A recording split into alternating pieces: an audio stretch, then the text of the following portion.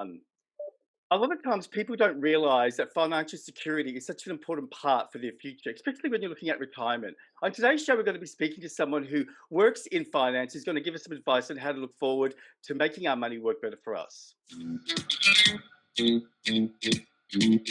Hi, this is Joey Buzztool. Welcome to the Secret Men's Business Podcast. On today's show, we're going to be speaking to Raj Sarin, who is from InSynergy in Sydney, and he's an expert in financial property and investments, and he's going to be giving us some advice on how to make more money and how to grow our investment profile. Raj, how are you? Good, thank you, Joey. How are you, buddy? I'm good. Thank you so much. I know how busy you guys have been. I mean, I think the financial sector is going through a bit of a crazy time, isn't it? It has been for the last few years, actually. Yeah, just up and Yeah. down. So before we start, can you just tell our listeners a little bit about you, like a bit about your background and maybe, how you got to this job and so on? Yeah, sure. I consider myself a student of life. So just to tell you a little bit about my personality, I suppose. I'm a curious person by heart. At times, I can be a little bit stubborn. I consider myself decisive because I don't like to sit on things too long, make a decision either way. I'm quite rational and quite analytical. So that's me as a person. If I were to sort of wrap myself up in a ball and just tell you who I was personally. Look, I've had an interesting background. I was born in the UK, obviously of Indian descent. I grew up on a merchant ship. My father was a master mariner.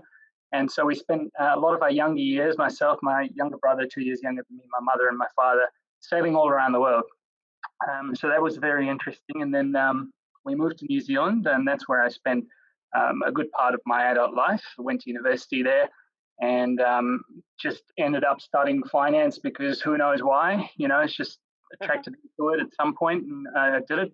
Can't really tell you why I did, but I'm grateful that I did because, as a result of it, I landed my first job in financial services straight after university. So clearly spending a lot of time in the ocean. I love, I'm really attracted to the water and the power of the open ocean. So I love surfing.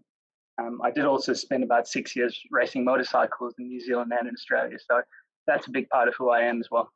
I don't think we should talk about finance. I think we should talk about you. All right. Oh my God,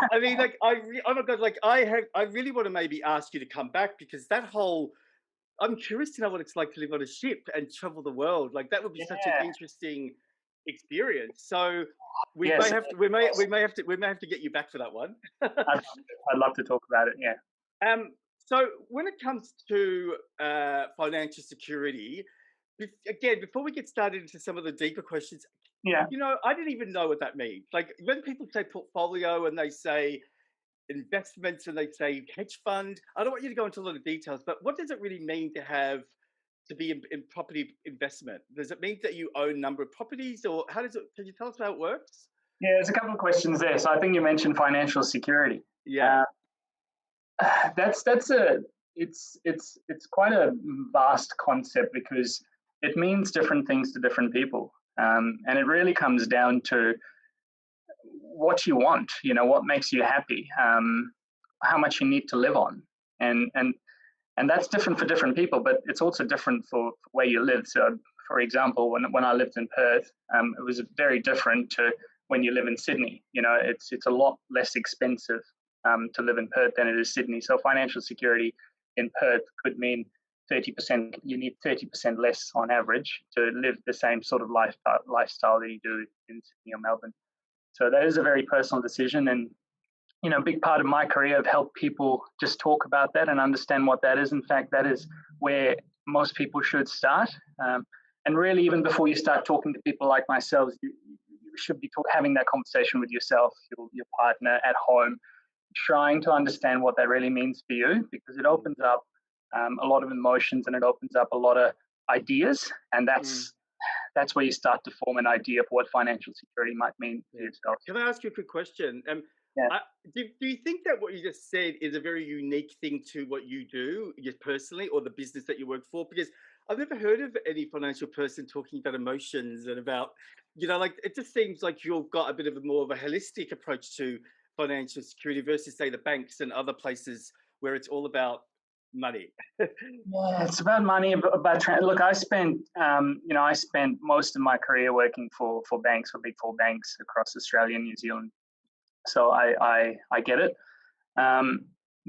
but at the same time, even though you're working for big companies, small companies, when you really have to understand who you're talking to. The conversation is very different if you're talking to a mum and dad, and very different if you're talking to a commercial business owner or a fleet operator, or and so it is very important just to understand what that might look like and start from there. So I don't know whether it's a unique perspective or not. I hope that most people think of it like that and start with what's important to the person. Yeah. Well, I think what we're seeing is that it's a unique perspective for you. You know what I mean? Because you said earlier that you're a man of life, and I think that's where that interest comes in, because you're working, but you're also interested in the person and their well-being. And again, it's appropriate because this is a mental health podcast. So, I was going to ask you down the track, but I might as well ask you now. So, do you find that money, security, all this stuff that we're talking about can lead to people having mental health issues? Oh, massively. Look, I'm no expert, other than just having lived life. But I think finance and money has a massive role to play in mental security or insecurity, or anxiety and stress. And we actually have that conversation with people we work with, because, when you're investing money, whether it be with advice, without advice, doesn't matter the team you have around you, whether you're doing it yourself, there is always a certain amount of emotion, anxiety, stress, that you go through. I remember when I purchased my first property, I probably helped 200 clients into properties before I bought my first one. And it was, I was just spinning, up and down, because you're dealing with a lot of money. It was only $473,000 at the time, but it was still a lot of money. And they say it's one of the biggest things that you're going to do, isn't it? Getting married, buying a house, and dying. So I always try and remember that. I talk about that experience a lot, because I never want to forget what that was like, because I think it makes me a better advisor, me a better person, and helps me help other people if I can put myself back into, it wasn't even that long ago, it was about 10 years ago. So I mean, it's good because, funnily enough, last night I was watching a documentary on banks and finance, and it's nice to talk to you in this way because the banks were having trouble with bad naming and all that. So it's good to see that there is a connection, especially after what we've been through in 2020. It can't just be business all the time, does it? It needs to be sort of emotional and physical and economical. All those things need to work together. Yeah. Well, some of have become amazing friends, and vice versa. I almost don't see a distinction, because, if you're doing right for someone, eventually you're going to connect with them. And I think that's friendship, isn't it? Connecting with someone on a different level. It's really authenticity. It's like, because I think some people pretend to be friends because they're selling something or they want something, but when it's real, it's authentic. So I know this is a broad question, but what would be your top 3 bits of advice that you would give to someone that is looking at starting out this financial journey? Right. I think the biggest thing, number one for me, would be invest in yourself. And by that, I mean, read books, listen to podcasts, go to seminars and all that. Research, read magazines, get as much information as you possibly can. The one thing and I've studied statistics, the one thing I would be wary of at this point, because the human brain has a need to want to derive a hypothesis of whatever limited or unlimited information it has access to. So with whatever information you've got, you're already reaching a conclusion. So what I would say is just be wary, because if this isn't your field, like anything else, if it's not your field, logically, you're not going to know a lot about it. So restrain yourself from coming to a conclusion. Take as much on, listen to everyone's opinion, but then, try and separate fact from fiction, because there's a lot of rubbish floating out there as well, and it'll just end up confusing you. So look, do your research, invest in yourself would be number one. Number two, I'd say, is don't think you need to do this alone. Reach out to friends, reach out to family. Surely you know people that have invested successfully. There's professionals that you can pay as well if that's what you want to do, like ourselves. You can do that. And lastly, I'd say the 2 most important things when you're trying to work out your finances and investing in whatever asset class over the long term that you really need to understand are compound interest and inflation. Understand what these two things are, how they work, how they're correlated, and how they can help you. And there's a really awesome saying that I really love, Joey. It says, compound interest is the seventh wonder of the world. Those who understand it earn it, and those who don't understand it pay it. And that is true. It is very, very true. Yeah. Yeah. I mean, the next question I was going to say, but I think you've answered it in a way. I was going to say, what are the common mistakes that people make? And it's sort of like if we take what you've said and flip it, like, you know, people don't research, people don't understand compound interest and inflation. Is there any other mistakes that they make? Like, for example, do you find that people jump in thinking that they're doing something easy, and then when they realize, oh my god, this is more than I thought, or I can't afford it, or is there anything else that people do that are common mistakes in regards to this sector? Yeah. And look, you know, I've seen it and I've made mistakes myself. So, you know, I made some big mistakes, but luckily I made them earlier on in life and I've learned from them. Um, I always say that you don't have to make a mistake yourself to learn from it. That's actually the worst way to learn because it's actually costing you and usually setting you back 5 to 10 years. So yeah, I suppose the biggest mistakes would be to enter any asset class without fully understanding it, because that's gambling. And when you know, and that's not what, you know, that's not what you really should be doing if you're looking to create wealth over the long term safely. Because any asset class, and my asset class is property clearly, and so that's what I'm passionate about. That's what I'm trained to do, and that's what I do. It is a risky asset class. It doesn't come without risk. So, you know, people buy property, and I see them every 2 or 3 a week. They buy property. Sometimes they've gotten lucky, and they'll admit it. We just got lucky. We bought in Sydney at the right time, did really well, and we're sitting on $500,000, $1 million of equity. Other times they don't get lucky because they might have bought in the previous cycle or top of the last market or another market that wasn't growing, and they're dissatisfied with that investment class and they've waited 10, 15 years as a result of that. So these are the common mistakes people make, and they think that it's too hard, too difficult. And this is why most property investors in Australia don't own more than one property. I think it's a staggering statistic, like 95% of most investors don't own more than one investment property. And there's only about 1% of all investors in Australia, less than 1%, that own more than 6. Wow. And what if I were to say that it isn't that hard with the right research, with the right strategy to build a really decent property portfolio that could create a really decent life for yourself and your family and give you the means to help others, because that's what it's about as well. It's not a selfish thing. It's not about creating money for yourself and hoarding it.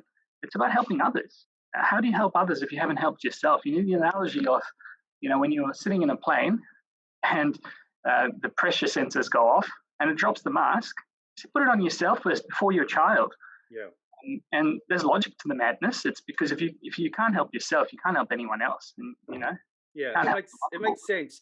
In extending that, one thing that I have always, like, you know, you're saying research, right? And I get it. But one thing that confuses me is how the research or the information that's coming on the news can sometimes be justified. Like I remember, like last year before COVID, it was like, oh my god, we're gonna have a depression, da da da. So that causes the fear. So what were some of the things that you believe were born from COVID or 2020? What was some of the things that you had to speak to clients about? Because again, the people that I speak to, they always give different opinions, and I always call Natasha, who owns InSynergy. I say, is it true? And so you guys sort of know, like, so what are some of the common media things that people have to look out for?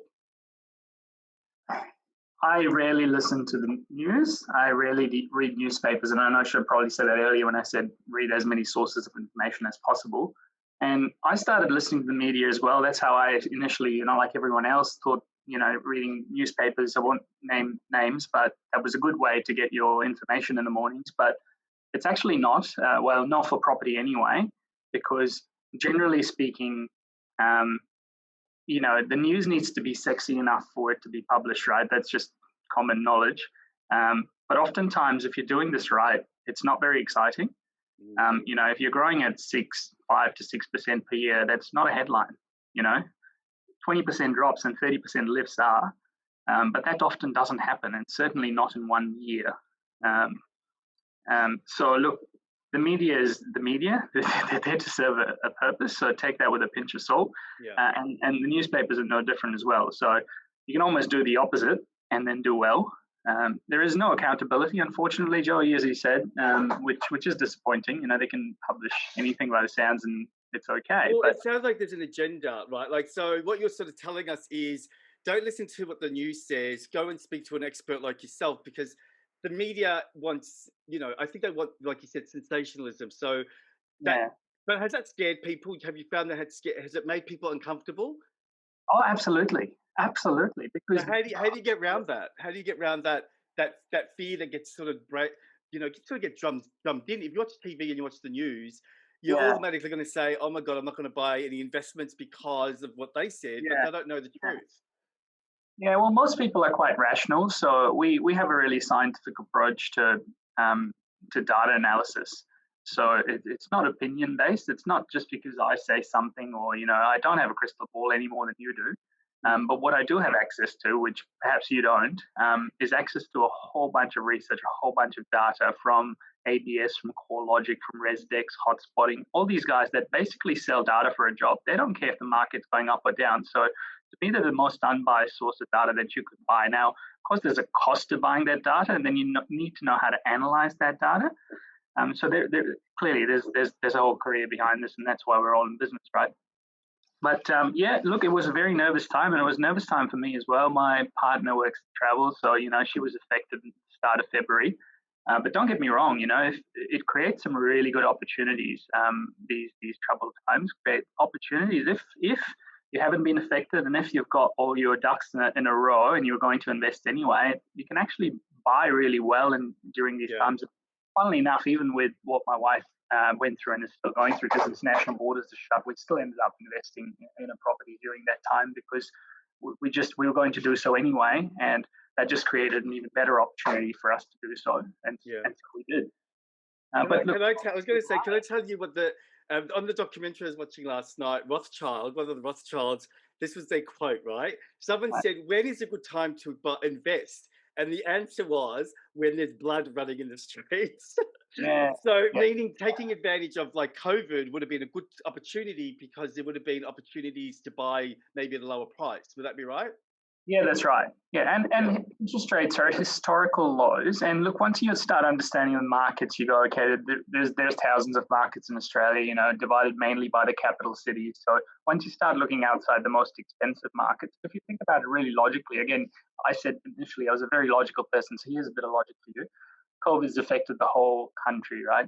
It's not isolated. Now, sure, Melbourne got affected more than others, but generally speaking, jobs were lost across the boards. International travel affected everyone. Border closures affected everyone. So if that's a common variable across all these different markets, logic dictates that it's the most expensive markets, the ones where the cost of living is the greatest, that should be affected the most. Also, where the population is, the density of the population is, the more people live in these markets. So those markets were affected the most. So, we were very bullish on before COVID-19. We were very bullish during COVID-19. Clearly, with skin in the game, investing in a property during that time. I had family tell me I was crazy, and perhaps there was a little bit of doubt in my mind as well. But having worked through my cycle prior to this myself, I knew that it would produce some really good buying opportunities, and the rental yields were super strong. Tenants were lining up, yields were covering themselves, so the property doesn't actually cost you any money to own. So it's just about taking a calculated, well-educated risk. Yeah, that's good. Yeah. So this is the men's podcast, and I just wanted to ask, what do you think, or where do you think men are in regards to taking investment and retirement seriously? Like, are you comfortable or confident that, are you seeing a lot of men actually do it, or are you seeing a lot of men pulling away? I mean, I know it's a bit of a broad question. I'm just sort of Yeah. curious to know, guys, I guess, because our sort of aim on this podcast is to do, Yeah. it's called Project Self Acceptance. So it's about looking at yourself, taking responsibility. And I was just curious to know finance was part of that responsibility, if you're noticing it to be. Massively. Like I said, financial pressures can create so much stress and anxiety, which unfortunately leads to pretty bad things. I'm sure it's not the only cause of, but men especially, and I know times are changing now, or have been for a little while, but personally, I still feel very responsible for looking after the family, providing for them, and I truly, hand on heart, that wouldn't change to me if my wife was the main breadwinner. It wouldn't matter to me at all. Um, and I get things are changing now, but and I'm sure other men listening to this podcast could probably agree with some of that and go, they do feel that financial pressure and burden, responsibility, whatever you want to call it, caring for, need to provide for not just themselves but their families and people that are reliant on them. Or they might even not think that they are reliant on them, but we have a perception that Yeah, they are. it's an inbuilt society, isn't it? It's inbuilt Well, but I also think it goes back to conditioning. Homo sapien days, Yeah. for logical Well, reasons. what about the younger generation, the ones that aren't getting married, the ones that don't want to have children, the ones that are traveling? Are they still looking at this side of it, or are they more interested in what they want to do? Look, I'm actually seeing, surprisingly, a whole bunch of young people um, really, really onto it nowadays. They realize that, you know, no longer are we talking about, oh, we can't afford to buy in Sydney's northern beaches, because that was the conversation for ever since I can remember 5, 10 years, right? People were talking about that. Even when property prices were $500,000-600,000 in Sydney, people were still saying it was unaffordable. Now it's twice that. Of course, we're still saying it's unaffordable. However, the rhetoric has changed a little bit for me because probably we've had 10 or 15 first-time investors, young people under the age of 30, over the last 3 months. And they've all gone, okay, well, yep, we get that it's too expensive, but what else can we do? Yeah, So I like that. I like yeah, that. I've got a bit blurry. I exactly. like that because it sort of it goes back to what you said earlier, and what you said earlier was it's all about what you want, right? So if someone wants to have a bit of investment, but they don't want to be crazy because maybe they don't earn a lot of money, they can still do it. Is that what you're saying? Absolutely. And I said invest as little as you can, as early as you possibly can earlier on. And even if that is, even if you can only afford $10 or $20 a week, do that. It's very, very easy to invest in the ASX.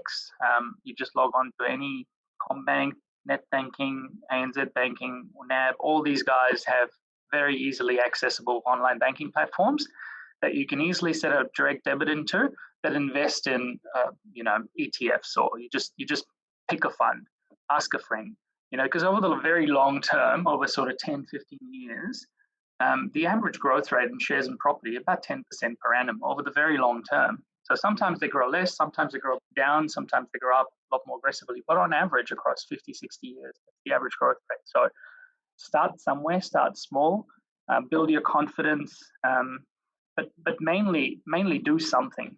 Take initiative, do something. Yeah. Raj, And thank you just so rounding much. off Oh, about sorry. men as well. Yeah. Because I don't think and I should say this because I've been through a similar experience.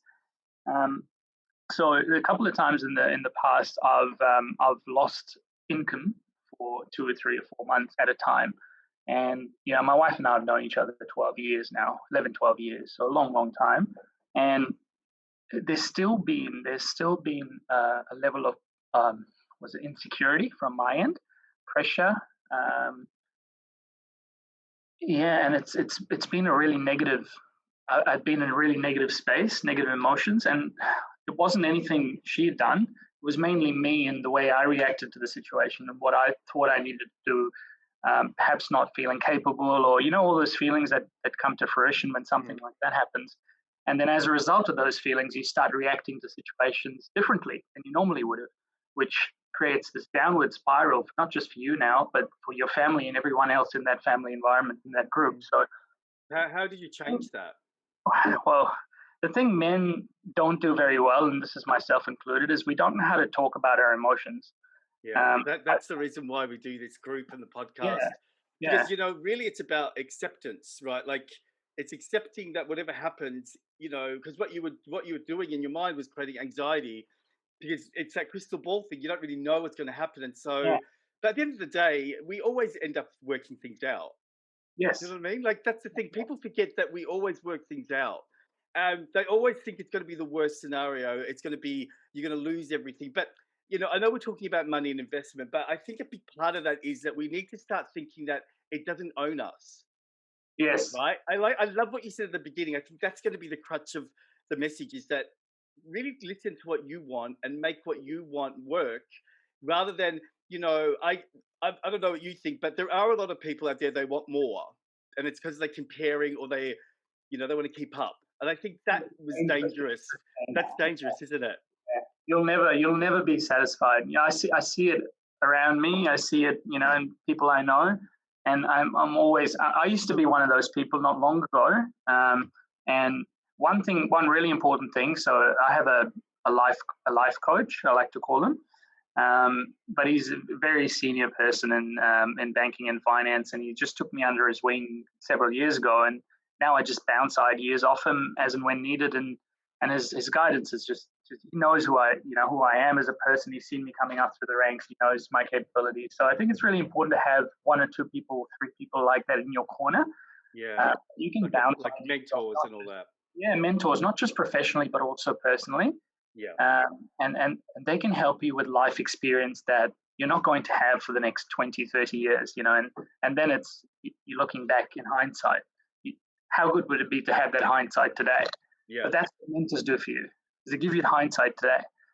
Can I ask, just going back to you saying that you were worried before, like, and we were asking you how you did it. Like, do you have a self-care program? Like, I know you surf, so that must be really relaxing, but do you do things like meditation or mindfulness or ways, because you're in a sort of high pressure job and then you're dealing with finance and all that. So how do you let go of that stress or that anxiety that as a way for you to just live a normal life? You have to have a routine, and Joey, it's really challenging to manage it all during the day. But surfing is a big thing for me, so I need to surf once a day or at least once every 2 days. If I don't surf, then I need to do something else physical. Um, whether that be just hit the weights for half an hour in the gym during lunch, or even if it is simple as get on a skateboard and just go up and down, do something physical, get out there. I think we're really lucky to live on the northern beaches here. It's such an amazing part of the world. So Well, I was gonna say, like, you're literally across the road from the beach, aren't you? absolutely. So, Yeah. last night, so I had I've had quite a few of my team off this week. And so I've been doing a few long hours. And I didn't get any surfs in for the last 3 or 4 days until last night. I left work at 7 o'clock and I hit the water at about 7:05. And I surfed till about dark. I was trying to catch my last wave in just in 15 minutes. But it was Wow. an amazing session. I felt great. Yeah. Um, as a result of going home late that night, my wife was already in bed when I got home. So this is what I mean is it's about the juggle. So this morning I texted her saying, what time are you going to be back, babe? And she said, oh, I'll be back by 5. So I'll bloody well be home at 5 today. Yeah. And it is just about that juggle. I think the main thing is be aware.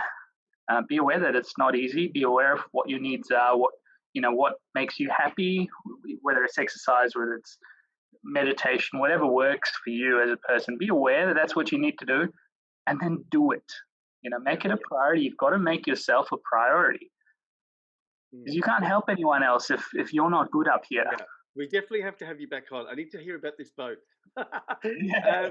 Raj, thank you so much. I'm going to link all your like InSynergy links, anything that else you want to provide to the audience, just send it to me and I'll make sure they get all the context and all that. So thank you so much for explaining things that I was confused about. I'm sure our listeners were too. And No hopefully, worries. hopefully we can get you on again.